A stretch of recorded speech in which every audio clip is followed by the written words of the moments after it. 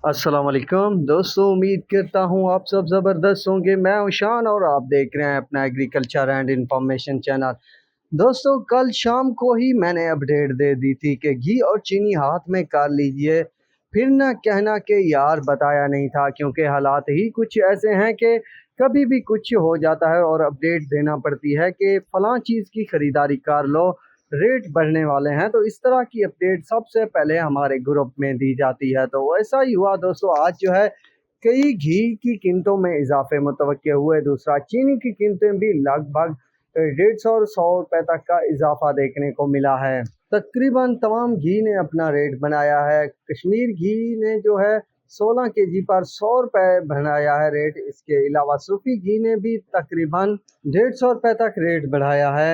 इसके अलावा कौसर घी ने भी रेट बढ़ा दिया है। बाकी ब्रांड जो है पंजाब के वो मजबूत दिखाई दे रहे हैं, जल्द उनमें भी इजाफे हो जाएंगे। ये अपडेट आ रही है मार्केट से निकल कर।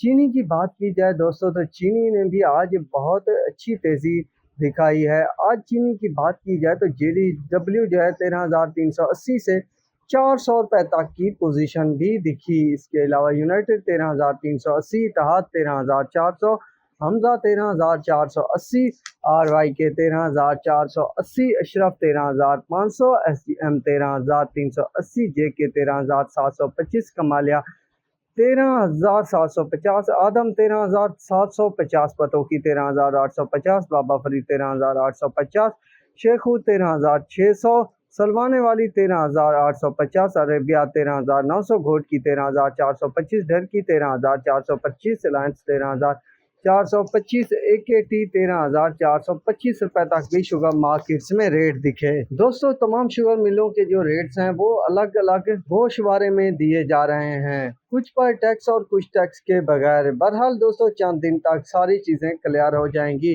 तो हमारा मकसद होता है आप सबको आगाही देना। अब तक के लिए इतना ही काफ़ी है। दुआओं में याद रखिएगा। अल्लाह हाफिज़।